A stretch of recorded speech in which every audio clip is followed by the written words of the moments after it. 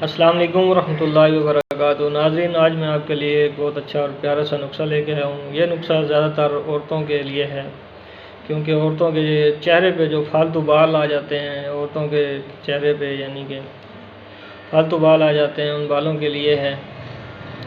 तो ये बनाने में भी आसान है और नुस्खा भी बहुत अच्छा है। नाज़रीन, चलते हैं नुस्खे की तरफ।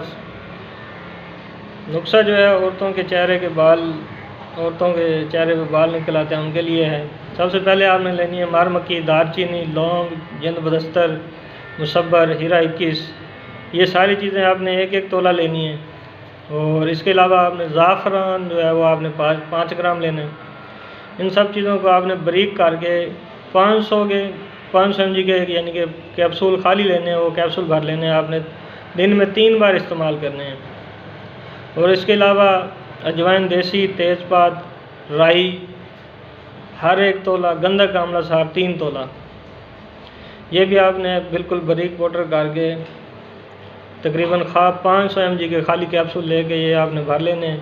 ये भी आपने दिन में 3 बार इस्तेमाल करने हैं खाने के बाद। नाज़रीन, 1 महीना इस्तेमाल करने के बाद इंशाल्लाह चेहरे के जो फालतू बाल उग जाते हैं, फालतू बाल आ जाते हैं औरतों के, इंशाल्लाह वो 1 माह में नहीं ख़त्म हो जाएंगे और दोबारा नहीं आएंगे।